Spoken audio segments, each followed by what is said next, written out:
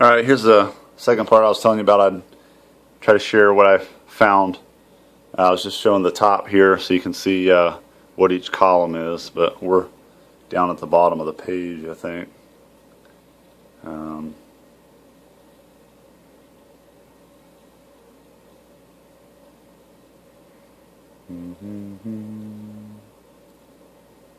Somewhere through here. Okay.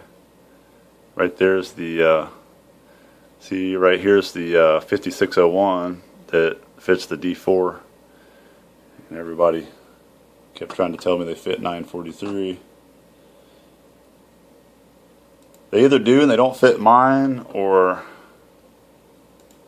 I've got that one machine that don't fit. But they're probably just 3/8 inch.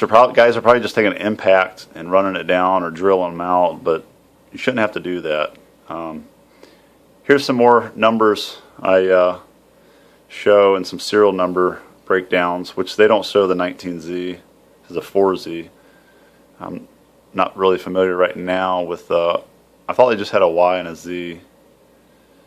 Maybe the 19Z is covered under that, I don't know. But there's some more.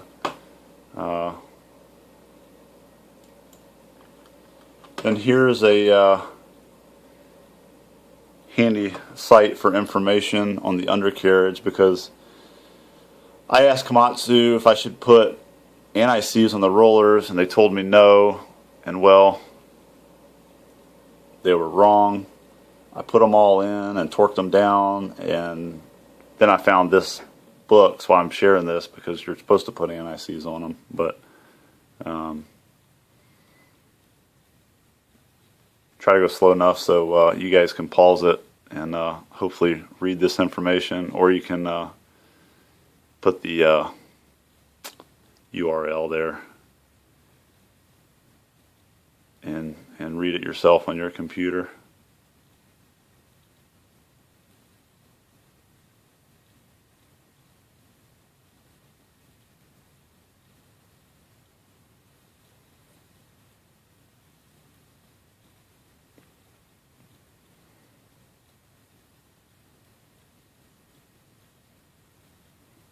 Oh, that focus.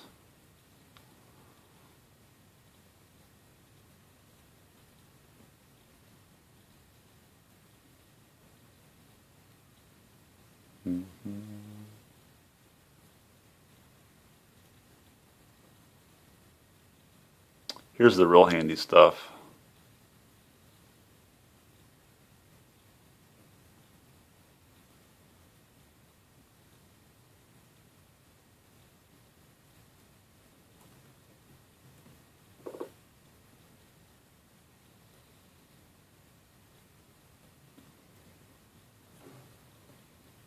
Maybe I should use smaller steps so you guys can read easier, maybe.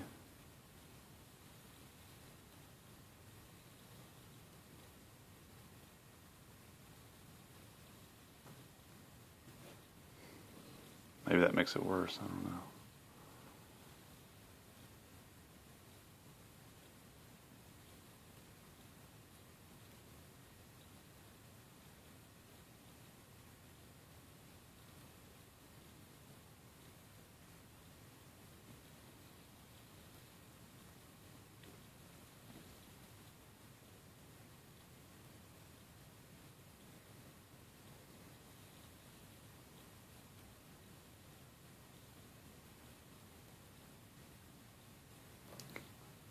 This is the handy chart, I think. Yeah. That's giving all your torques for your rollers, sprocket segments.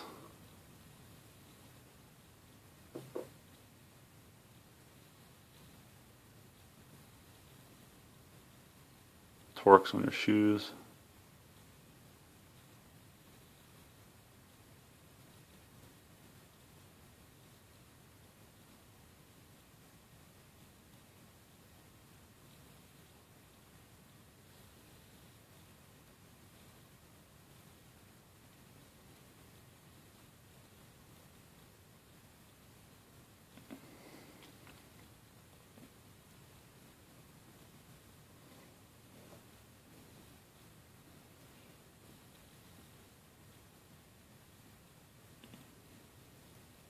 Right there on the segments is calling for anti-seize.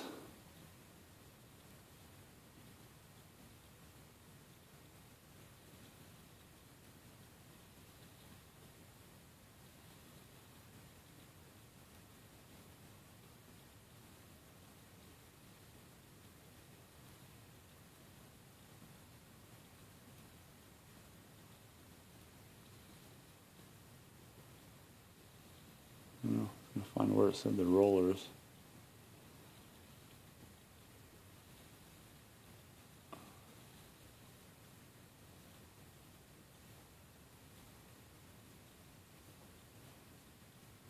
Here's the 943. 130 foot-pounds plus minus 30 foot-pounds. Initial torque.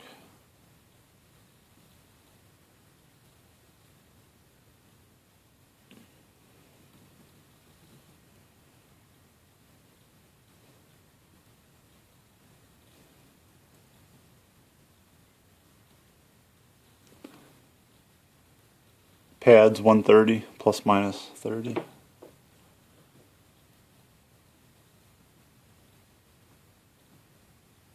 Well, where's the rollers at?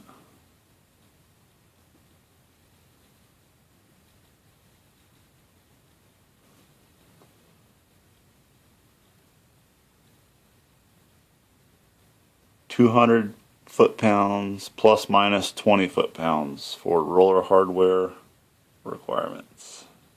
943.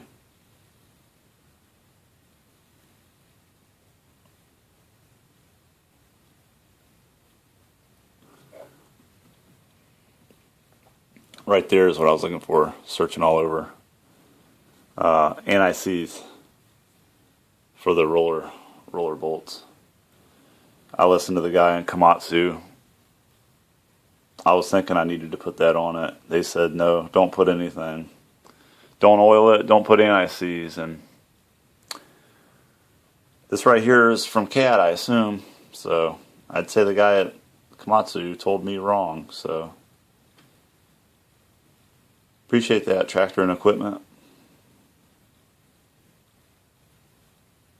Tractor Equipment Company. Right here is right from the source. But hope that helps anybody that's looking to do parts, undercarriage on 943, or if somebody's trying to sell you D4H sprockets. The biggest thing that got me, what I was trying to figure out, even though it said D4H sprockets, is two different vendors are trying to sell you a sprocket that don't fit. And nobody will tell you why, and they act like you're the only guy that they don't fit. They look at you like you're an idiot. That's why. Apparently Wilson Finley told me Aftermarket isn't really available, and somebody found out a D4H segment would work, which if you ask me, they're built different. It's not the same. Shouldn't be on there, but apparently they fit, so they just started selling them for it. In my opinion, all the grief I went through, if I would have known this from the get-go, I would have just bought my segments through CAT or Burco.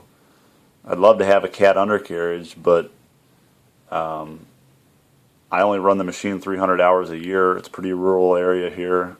It doesn't see a lot of use, and if I had the money, I'd love to have a CAT undercarriage because I think you get what you pay for. I just don't see enough hours put on it a year to run all CAT undercarriage.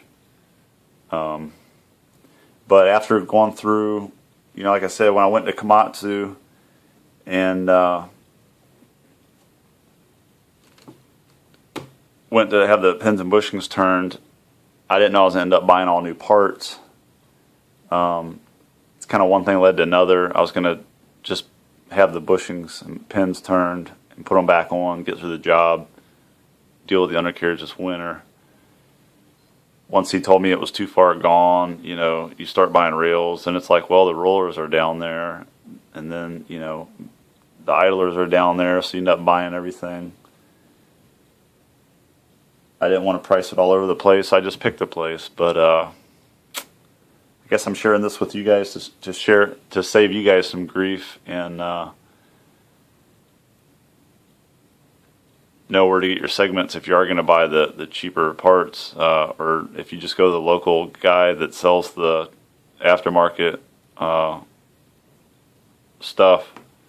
Maybe it'll save you some grief. Knowing what I know now, I wish I would have just stayed away from Komatsu dealer, and which was the closest dealer by far for me, is why I went there. But I would have just bought everything through Burco, do it again. I paid Komatsu to do the idlers, bushings and stuff, and the pads. But if I knew they were going to have my stuff over 3 weeks, I've been sitting at home half the time. I would have done it myself. But hope this helps anybody that's looking to do this. Good luck.